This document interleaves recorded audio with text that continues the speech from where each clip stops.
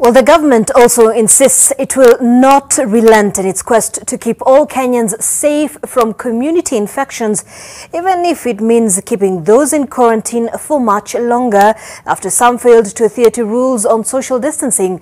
But those facing another fortnight in confinement have complained of deplorable conditions and mounting bills they are no longer able to pay. Leila Mohammed reports.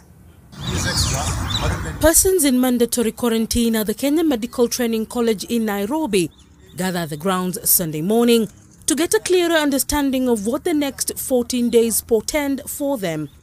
While they say they can achieve social distancing in certain spaces, it's much more difficult to enforce when they retreat indoors. These are painful decisions. These are not decisions that we take upon lightly, and we do appreciate the anxiety it has caused. It's like our mental health has not been taken into consideration at all. However painful this decision is, we will not waver on the extent of protecting Kenyans just to please a few people who have failed to comply with very simple instructions. For many of those herded into these facilities, the conditions are deplorable and a sense of desperation and abandonment is taking hold in what they now consider to be a prison. We surely expect that we would be much more safer in our own houses because we're not meeting so many people. You have like MTC where you have 11 cases coming up.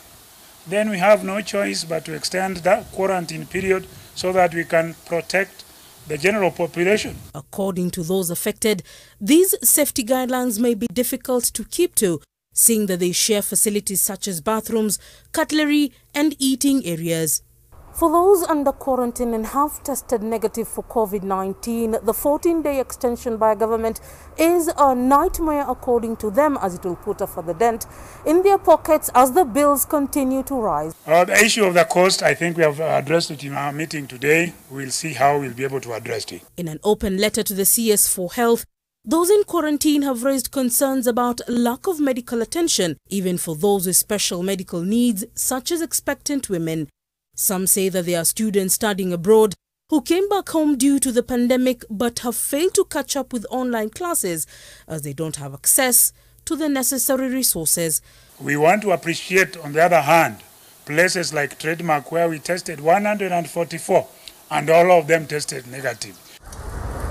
Government has gazetted 81 centers where people of various nationalities are being hosted, including schools, universities, medical training institutions, technical training facilities and hotels.